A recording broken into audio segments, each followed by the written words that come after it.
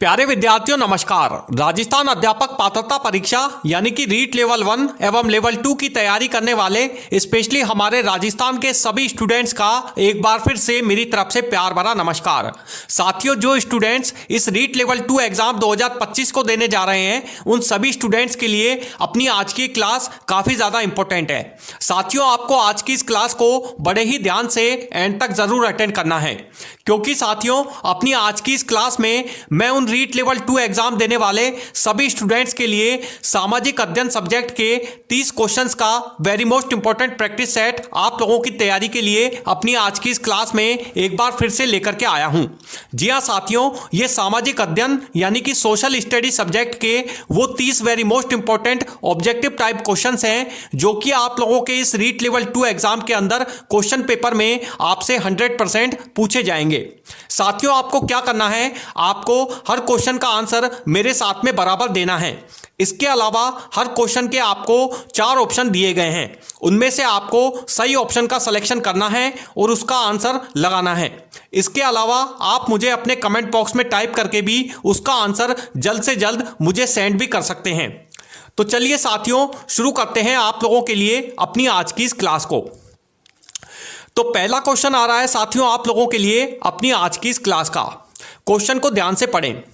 Question है, चोल साम्राज्य का संस्थापक इनमें से कौन था? 4 ऑप्शन आपको इसके लिए दिए गए हैं। A Rajaraja Chola, option B Rajendra Chola, option C Karikala Chola या फिर ऑप्शन डी विजयालय चोल। जल्दी से साथियों कमेंट करें। फर्स्ट क्वेश्चन का आंसर आप सोच समझ के लगाएं। आपके अनुसार इसका सही आंसर क्या है? देखिए, 4 ऑप्शन अच्छे से आप चेक कर लें, उसके बाद में सोच समझ के आप क्वेश्चन को पढ़ के ध्यानपूर्वक इसका आंसर लगाएं। देखिए, इस क्वेश्चन का जो सही आंसर है वो अब मैं आपको बताता हूं। ऑप्शन डी इसका राइट आंसर होगा, विजयालय चोल। यानी चोल साम्राज्य का जो संस्थापक था वो विजयालय चोल था। तो ऑप्शन डी इस क्वेश्चन का सही आंसर होगा। अब चलिए आ रहा है सेकंड क्वेश्चन। सेकंड क्वेश्चन जो आ रहा है आप लोगों के लिए अपनी आज की इस क्लास का, क्वेश्चन को पढ़ें। क्वेश्चन है साथियों कि चोल साम्राज्य का प्रसिद्ध बंदरगाह इनमें से कौन सा था? 4 ऑप्शन आपको इसके लिए दिए गए हैं। A Kanchi, option B Thanjavur, option C Nagapattinam या फिर ऑप्शन डी मदुरई। जल्दी से साथियों कमेंट करें। सेकंड क्वेश्चन का आंसर आप सोच समझ के लगाएं कि आपके अकॉर्डिंग इसका सही आंसर क्या है। देखिए, आपको बताना है कि चोल साम्राज्य जो है उसका प्रसिद्ध बंदरगाह इनमें से कौन सा था। चारों आपको ऑप्शन दिए गए हैं, चारों ही अलग अलग बंदरगाहों के नाम हैं जो कि आपको ऑप्शन में दिख रहे हैं। आपको इनमें से सही ऑप्शन का सिलेक्शन करना है। देखिए, इस क्वेश्चन का जो सही आंसर होगा वो होगा आप लोगों के लिए ऑप्शन सी नागपट्टिनम। यानी चोल साम्राज्य का जो प्रसिद्ध बंदरगाह माना जाता था वो था नागपट्टिनम। तो ऑप्शन सी इस क्वेश्चन का आप लोगों के लिए सही उत्तर है। अब चलिए बढ़ रहे हैं थर्ड क्वेश्चन की ओर साथियों। तीसरा क्वेश्चन आपसे पूछा जा रहा है अपनी आज की इस क्लास का। क्वेश्चन है, राजराजा चोल प्रथम ने किस प्रसिद्ध मंदिर का निर्माण करवाया था? 4 ऑप्शन आपको इसके लिए दिए गए हैं। चारों ही अलग अलग मंदिरों के नाम हैं जो कि आपको ऑप्शन में दिख रहे हैं। आपको इनमें से सही ऑप्शन का सिलेक्शन करना है। ए वृद्धेश्वर मंदिर, ऑप्शन बी कोणार्क मंदिर, ऑप्शन सी महाबलीपुरम मंदिर या फिर ऑप्शन डी सोमनाथ मंदिर। जल्दी से साथियों कमेंट करें। इस थर्ड क्वेश्चन का आंसर आप सोच समझ के लगाएं। आपके अकॉर्डिंग इसका सही आंसर क्या है? देखिए, इस क्वेश्चन का जो सही आंसर है वो अब मैं आपको बताता हूं। इस क्वेश्चन का जो सही आंसर होगा वो होगा आप लोगों के लिए ऑप्शन ए वृद्धेश्वर मंदिर। यानी कि राजराजा चोल प्रथम ने वृद्धेश्वर मंदिर का निर्माण अपने कार्यकाल में, अपने शासन में करवाया था। तो ऑप्शन ए इस क्वेश्चन का आप लोगों के लिए सही आंसर होगा। अब चलिए बढ़ रहे हैं फोर्थ क्वेश्चन की ओर साथियों। चौथा क्वेश्चन आप लोगों के लिए आ रहा है अपनी आज की इस क्लास का। क्वेश्चन है कि भक्ति आंदोलन की शुरुआत कहां से मानी जाती है? 4 ऑप्शन आपको इसके लिए दिए जा रहे हैं। ए उत्तर भारत, ऑप्शन बी दक्षिण भारत, ऑप्शन सी पश्चिम भारत या फिर ऑप्शन डी पूर्वोत्तर भारत। जल्दी से साथियों कमेंट करें। इस फोर्थ क्वेश्चन का आंसर आप सोच समझ के लगाएं। देखिए, चारों ऑप्शनों को अच्छे से आप ध्यान से चेक करें और उसके बाद सोच समझ के ध्यानपूर्वक इसका आंसर आप हमें दे सकते हैं। देखिए इस क्वेश्चन का जो सही आंसर होगा वो होगा आप लोगों के लिए ऑप्शन बी, दक्षिण भारत। यानी भक्ति काल आंदोलन की जो शुरुआत है वो दक्षिण भारत से मानी जाती है। तो ऑप्शन बी इस क्वेश्चन का आप लोगों के लिए सही आंसर है। अब चलिए आ रहा है फिफ्थ क्वेश्चन साथियों आप लोगों के लिए। पांचवा क्वेश्चन जो आपसे पूछा जा रहा है इसमें आप बताएं कि सूफी आंदोलन के प्रमुख गुरु ख्वाजा मोइनुद्दीन चिश्ती का संबंध इनमें से किस स्थान से था। चार ऑप्शन आपको इसके लिए दिए गए हैं। चारों ही अलग अलग स्थान हैं जो कि अलग अलग देश में स्थित हैं। आपको बताना है कि इन चार ऑप्शंस में से इसका सही आंसर इस क्वेश्चन का क्या होगा। A Delhi, option B Lahore, option C Ajmer या फिर ऑप्शन डी फतेहपुर। जल्दी से साथियों कमेंट करें, सोच समझ के आप इस फिफ्थ क्वेश्चन का आंसर लगाएं। देखिए इस क्वेश्चन का जो सही आंसर है वो अब मैं आपको बताता हूं। ऑप्शन सी इसका राइट आंसर होगा अजमेर। यानी सूफी आंदोलन के प्रमुख जिन्हें हम गुरु ख्वाजा मोइनुद्दीन चिश्ती के नाम से भी जानते हैं उनका संबंध राजस्थान के अजमेर जिले से था। यानी ख्वाजा मोइनुद्दीन चिश्ती की जो दरगाह है वो राजस्थान के अजमेर जिले में स्थित है जो कि सूफी आंदोलन के प्रमुख माने जाते हैं। तो ऑप्शन सी इस क्वेश्चन का आप लोगों के लिए सही आंसर है। देखिए साथियों एक जानकारी और देना चाहता हूं मैं आप सभी को अपनी आज की इस क्लास में कि आप लोगों के इस रीट लेवल 2 एग्जाम के अंदर क्वेश्चन पेपर के सेकंड पार्ट के अंदर खंड 4 के अंदर आपसे सामाजिक अध्ययन यानी कि सोशल स्टडी सब्जेक्ट से 60 क्वेश्चन आपसे एग्जाम के अंदर क्वेश्चन पेपर में पूछे जाएंगे जो कि टोटल 60 नंबर के होंगे, 60 मार्क्स के होंगे। सभी क्वेश्चंस आपको करने कंपलसरी होंगे, इसीलिए आप सभी क्वेश्चन को ध्यानपूर्वक सोल्व करने का प्रयास करें।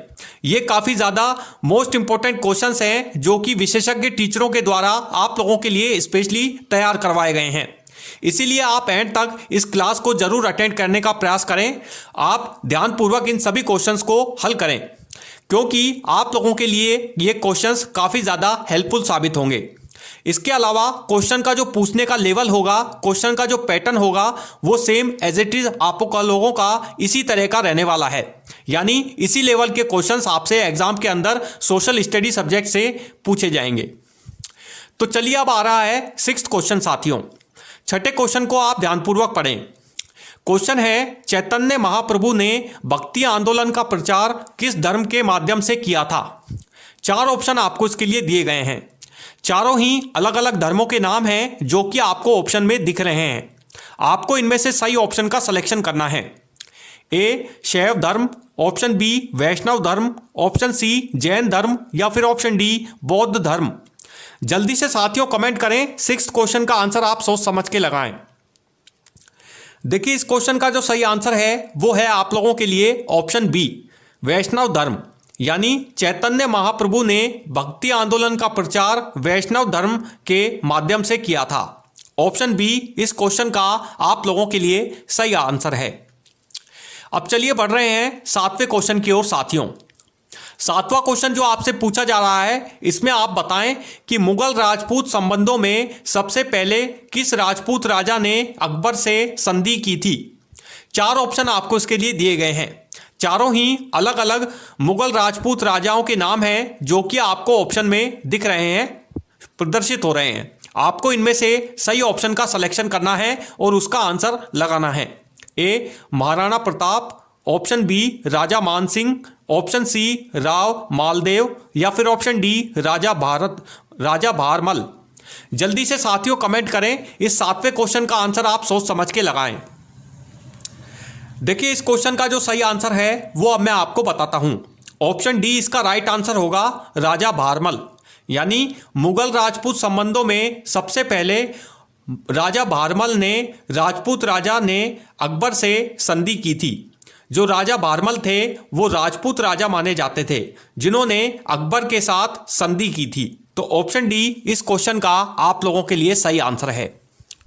अब चलिए आ रहा है आठवां क्वेश्चन साथियों आप लोगों के लिए अपनी आज की इस क्लास का।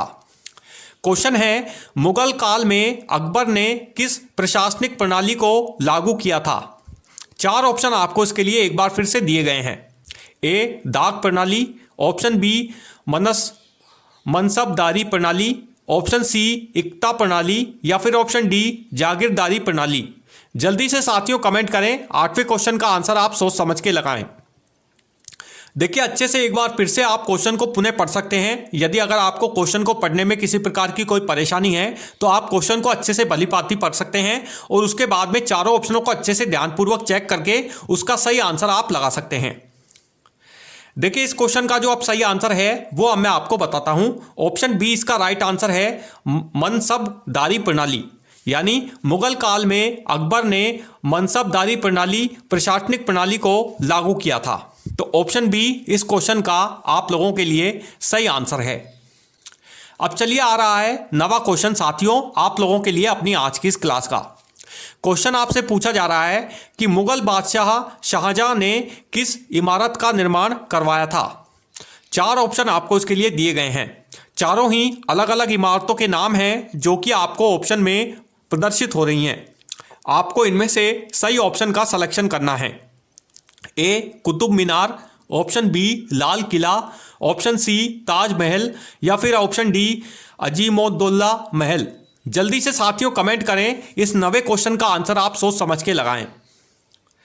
देखिए इस क्वेश्चन का जो सही आंसर है वो अब मैं आपको बताता हूं। ऑप्शन सी इसका राइट आंसर होगा ताजमहल, यानी मुगल बादशाह शाहजहां ने ताजमहल इमारत का निर्माण करवाया था। देखिए ताजमहल जो है वो उत्तर प्रदेश के आगरा जिले में स्थित है। उत्तर प्रदेश के आगरा जिले में ताजमहल जो है वो स्थित है, जो कि सफ़ेद पत्थरों से निर्मित है। इसका निर्माण शाहजहां ने अपनी बेगम की याद में करवाया था। तो ऑप्शन सी इस क्वेश्चन का आप लोगों के लिए सही आंसर होगा। अब चलिए बढ़ रहे हैं 10th क्वेश्चन की ओर साथियों। 10वां क्वेश्चन जो आपसे पूछा जा रहा है इसमें आप बताएं कि मुगल काल में भू राजस्व नीति का आधार इनमें से क्या था। 4 ऑप्शन आपको इसके लिए दिए गए हैं। Option A mansabdari, option B ryotwari, option C बंदोबस्त या फिर ऑप्शन डी डाक प्रणाली। जल्दी से साथियों कमेंट करें, 10th क्वेश्चन का आंसर आप सोच समझ के लगाएं। देखिए इस क्वेश्चन का जो सही आंसर है वो अब मैं आपको बताता हूं।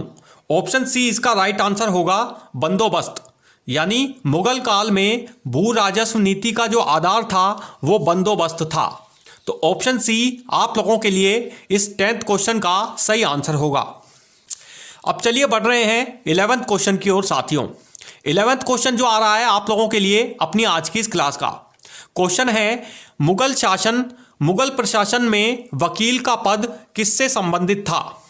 क्वेश्चन आप एक बार दोबारा पढ़ सकते हैं। क्वेश्चन है मुगल प्रशासन ने वकील का पद किससे संबंधित था। 4 ऑप्शन आपको इसके लिए दिए गए हैं। ए न्याय व्यवस्था, ऑप्शन बी राजस्व व्यवस्था, ऑप्शन सी प्रधानमंत्री या फिर ऑप्शन डी सेना प्रमुख।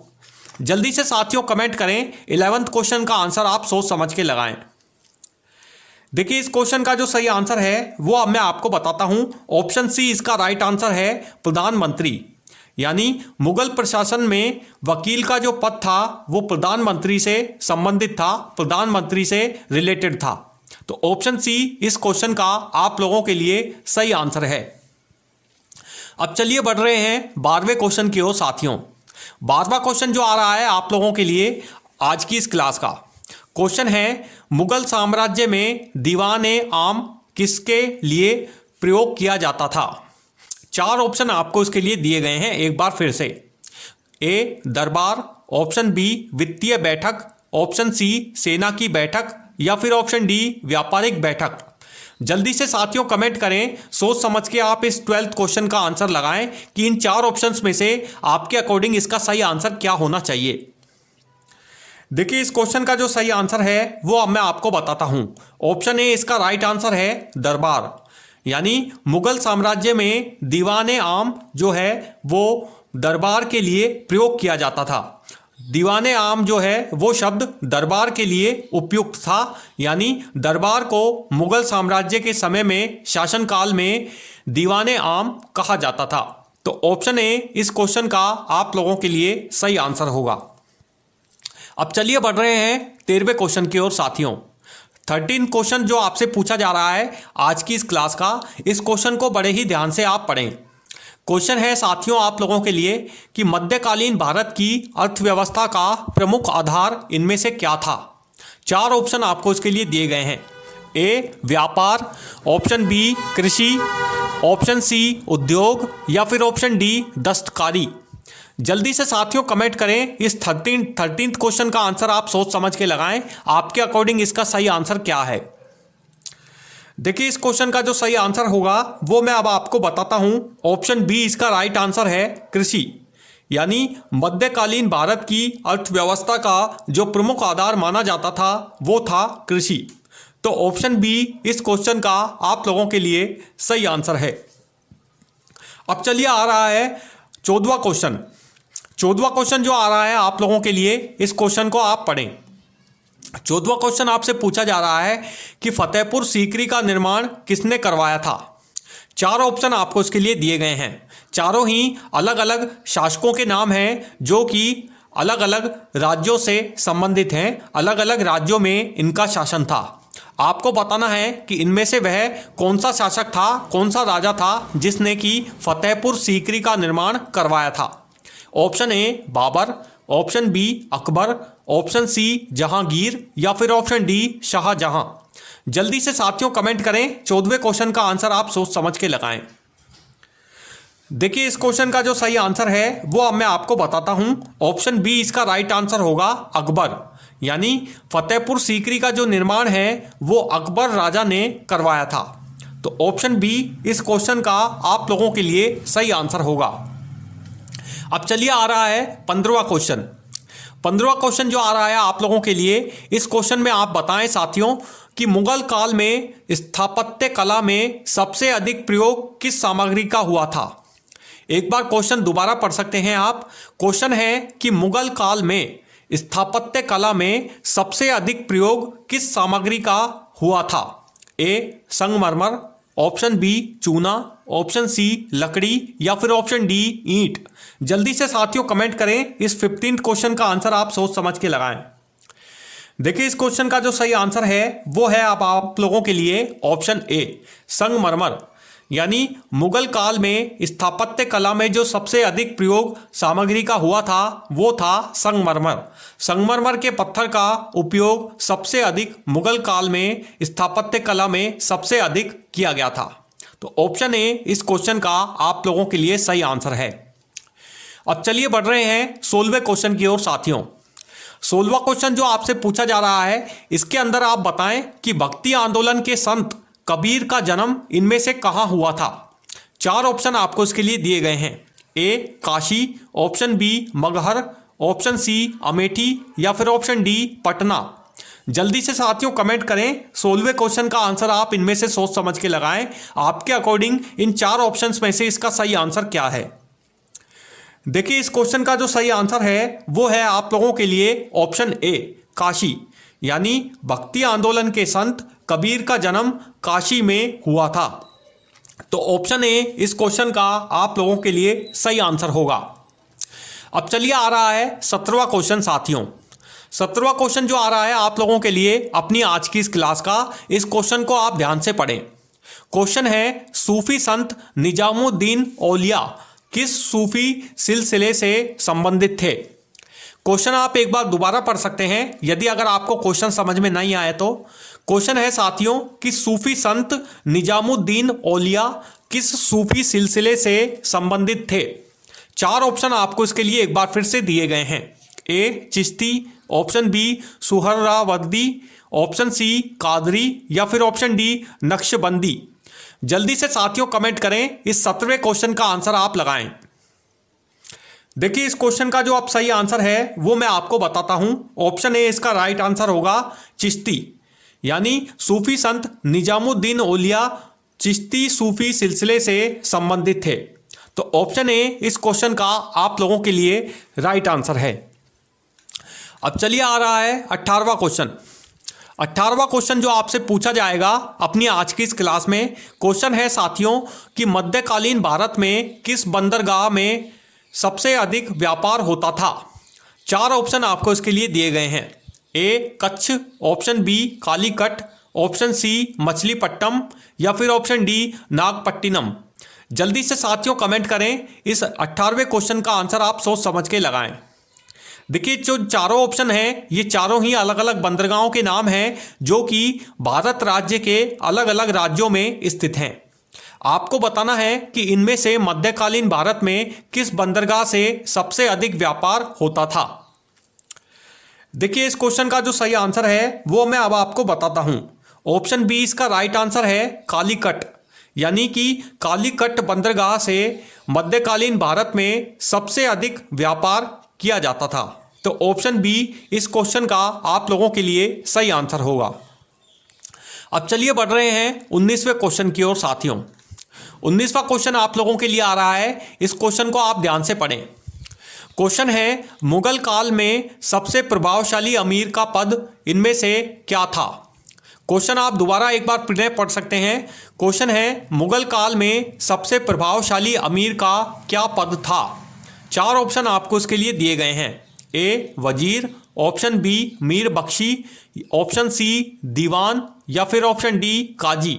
जल्दी से साथियों कमेंट करें, सोच समझ के आप इस 19वें क्वेश्चन का आंसर लगाएं। जल्दी से साथियों आप कमेंट करें, आप बताएं कि इसको आंसर आपके अनुसार इन 4 ऑप्शंस में से क्या हो सकता है।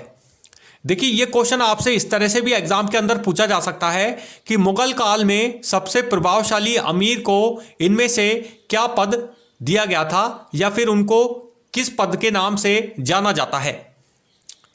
देखिए इस क्वेश्चन का जो सही आंसर होगा वो होगा आप लोगों के लिए ऑप्शन ए वजीर, यानी कि मुगल काल में सबसे प्रभावशाली अमीर का जो पद था वो वजीर कहलाता था। तो ऑप्शन ए इस क्वेश्चन का आप लोगों के लिए सही आंसर है। अब चलिए आ रहा है 20वां क्वेश्चन साथियों।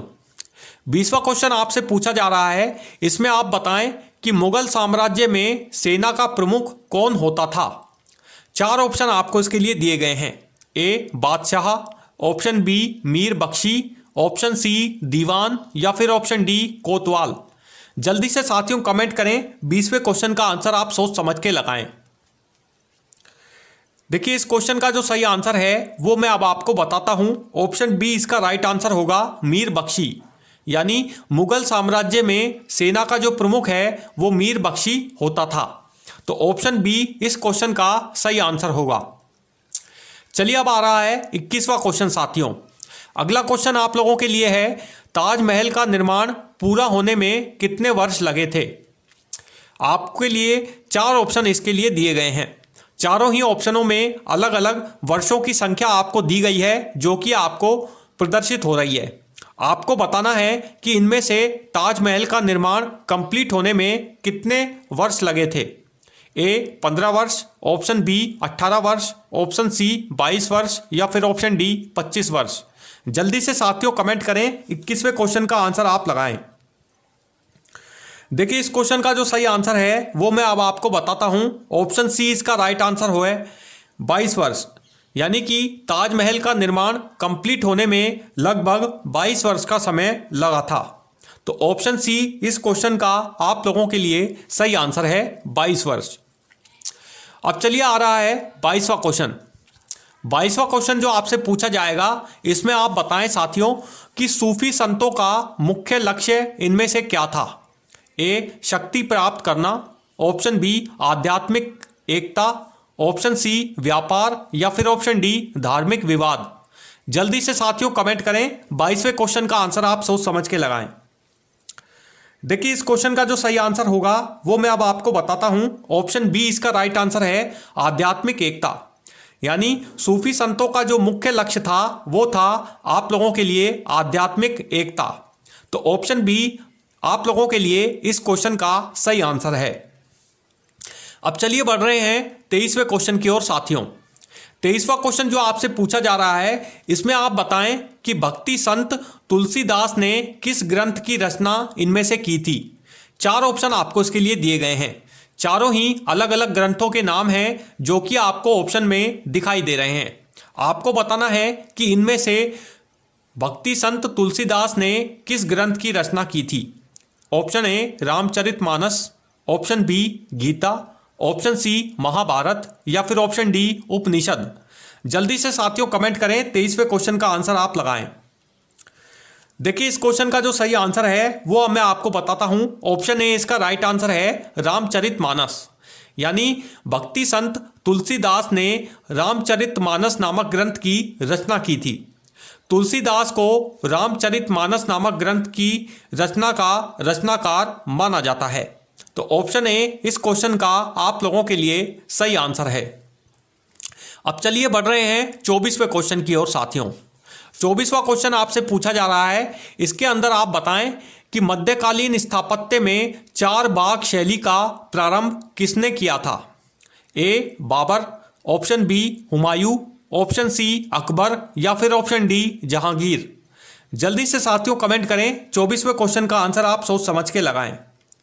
देखिए चारों ऑप्शनों को अच्छे से आप ध्यान से एक बार फिर से चेक कर लें। आपके अनुसार हो सकता है कि कोई ऑप्शन में आपको कंफ्यूजन हो कि इसका आंसर ये हो सकता है, लेकिन आप क्वेश्चन को एक बार पुनः पढ़ के अच्छे से सोच विचार करके इन चार ऑप्शंस में से उसका सही आंसर लगाएं। देखिए इस क्वेश्चन का जो सही आंसर है वो मैं आपको बताता हूं। ऑप्शन ए इसका राइट आंसर है बाबर। यानी मध्यकालीन स्थापत्य में चार बाग शैली का प्रारंभ बाबर ने किया था। तो ऑप्शन ए इस क्वेश्चन का सही आंसर है। अब चलिए आ रहा है 25वां क्वेश्चन साथियों। 25वें क्वेश्चन में आपको बताना होगा कि मुगल काल में व्यापारिक कर को क्या कहा जाता था। ए दस्तूर, ऑप्शन बी अबवाब, ऑप्शन सी जकात या फिर ऑप्शन डी चुंगी। जल्दी से साथियों कमेंट करें। 25वें क्वेश्चन का आंसर आप सोच समझ के लगाएं। देखिए इस क्वेश्चन का जो सही आंसर है वो है आप लोगों के लिए ऑप्शन डी चुंगी। यानी कि मध्यकाल में व्यापारिक कर को चुंगी कहा जाता था। तो ऑप्शन डी इस क्वेश्चन का सही आंसर है। अब आ रहा है 26वां क्वेश्चन। 26वें क्वेश्चन में आप बताएं कि भक्ति आंदोलन के प्रमुख विचार क्या थे। भक्ति आंदोलन के प्रमुख के विचार इनमें से क्या थे। ए मूर्ति पूजा, ऑप्शन बी समाज सुधार, ऑप्शन सी ईश्वर के प्रति प्रेम या फिर ऑप्शन डी राजनीतिक क्रांति। जल्दी से साथियों कमेंट करें। 26वें क्वेश्चन का आंसर आप सोच समझ के लगाएं। देखिए इस क्वेश्चन का जो सही आंसर है वो है आप लोगों के लिए ऑप्शन सी ईश्वर के प्रति प्रेम। यानी कि भक्ति आंदोलन के प्रमुख का जो विचार था वो था ईश्वर के प्रति प्रेम। ईश्वर के प्रति उनकी खासी ज़्यादा आस्था थी, ईश्वर के प्रति उनका काफ़ी ज़्यादा प्रेम था। तो भक्ति आंदोलन के प्रमुख का जो विचार था वो था ईश्वर के प्रति प्रेम, ईश्वर के प्रति सम्मान। अब चलिए बढ़ रहे हैं 27वें क्वेश्चन की ओर। 27वां क्वेश्चन आपसे पूछा जा रहा है, इसके अंदर आप बताएं साथियों कि मुगल साम्राज्य में सबसे अधिक चर्चित चित्रकला शैली कौन सी थी। ए राजपूत शैली, ऑप्शन बी पहाड़ी शैली, ऑप्शन सी मुगल शैली या फिर ऑप्शन डी दक्कनी शैली। जल्दी से साथियों कमेंट करें। 27वें क्वेश्चन का आंसर आप लगाएं। देखिए इस क्वेश्चन का जो सही आंसर है वो है आप लोगों के लिए ऑप्शन सी मुगल शैली। यानी मुगल साम्राज्य में सबसे अधिक चर्चित चित्र शैली जो मानी जाती थी वो थी मुगल शैली। तो ऑप्शन सी इस क्वेश्चन का सही आंसर है। अब चलिए आ रहा है 28वां क्वेश्चन। 28वां क्वेश्चन जो आपसे पूछा जाएगा आज की इस क्लास के अंदर, इसमें आप बताएं कि अकबर द्वारा शुरू किए गए धर्म का नाम इनमें से क्या था। ए इस्लाम, ऑप्शन बी दीन ए इलाही, ऑप्शन सी सूफीवाद या फिर ऑप्शन डी भक्ति धर्म। जल्दी से साथियों कमेंट करें। 28वें क्वेश्चन का आंसर आप सोच समझ के लगाएं। इन चारों ही ऑप्शंस में से इसका सही आंसर क्या हो सकता है। देखिए इस क्वेश्चन का जो सही आंसर है वो मैं अब आपको बताता हूं। ऑप्शन बी इसका राइट आंसर है दीन ए इलाही। यानी अकबर द्वारा शुरू किए गए धर्म का जो नाम था वो था दीन ए इलाही। अकबर ने दीन ए इलाही नामक धर्म शुरू किया था। अब चलिए आ रहा है आप लोगों के लिए 29वां क्वेश्चन आज की इस क्लास का। क्वेश्चन है मुगल प्रशासन में दीवान का मुख्य कार्य इनमें से क्या था। ए न्याय देना, ऑप्शन बी सेना की देखरेख, ऑप्शन सी वित्त व्यवस्था या फिर ऑप्शन डी धार्मिक सलाह। जल्दी से साथियों कमेंट करें। 29वें क्वेश्चन का आंसर आप सोच समझ के लगाएं। देखिए इस क्वेश्चन का जो सही आंसर है वो मैं अब आपको बताता हूं। ऑप्शन सी इसका राइट आंसर होगा वित्त व्यवस्था।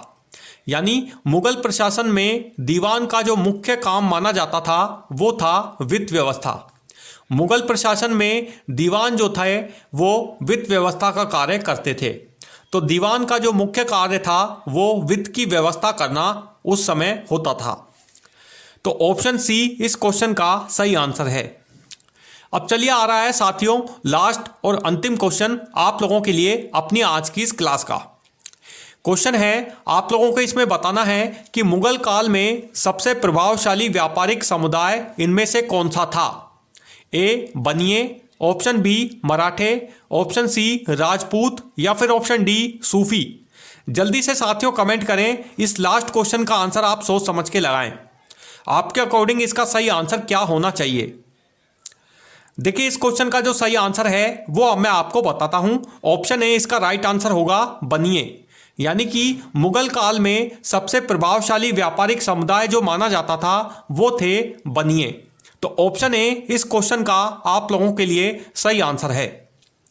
तो साथियों ये थे आप लोगों के लिए अपनी आज की इस क्लास में सामाजिक अध्ययन यानी कि सोशल स्टडी सब्जेक्ट के 30 very most important objective type questions, जो कि आप लोगों के इस रीट लेवल 2 एग्जाम में जाने से पहले आप लोगों की तैयारी में काफ़ी ज़्यादा हेल्पफुल भी साबित होंगे। तो साथियों आप हमें कमेंट करके ज़रूर बताएं कि अपनी आज की इस प्रैक्टिस सेट की क्लास में इस 30 क्वेश्चंस में से आपके टोटल एग्जैक्ट कितने क्वेश्चन ठीक हुए हैं। इसके अलावा आप हमें कमेंट करके ज़रूर बताएं कि आपको हमारा आज की ये प्रैक्टिस सेट की क्लास का वीडियो कैसा लगा। वीडियो अच्छा लगे तो प्लीज़ इसे लाइक ज़रूर करें। इसके अलावा आप हमारे टेलीग्राम चैनल सरकारी जॉब साथी को भी ज़रूर फॉलो करें। इसके अलावा फेसबुक और इंस्टाग्राम को भी आप हमारे पेज को भी ज़रूर फॉलो करते रहें। इसके अलावा साथियों यदि अभी तक आपने हमारे इस चैनल को सब्सक्राइब नहीं किया है तो प्लीज़ आप हमारे इस चैनल को भी सब्सक्राइब करना ना भूलें। तो साथियों ताकि आपको आगे आने वाले इसी तरह के नए नए प्रैक्टिस सेट के वीडियोस, इस रीट लेवल 1 एवं लेवल 2 एग्जाम के विभिन्न सब्जेक्टों के प्रैक्टिस सेट के वीडियोस हर रोज आपको इसी तरह से अपने इस यूट्यूब चैनल पर हमेशा की तरह मिलते रहें। So thank you for watching this video. Good bye, जय हिंद।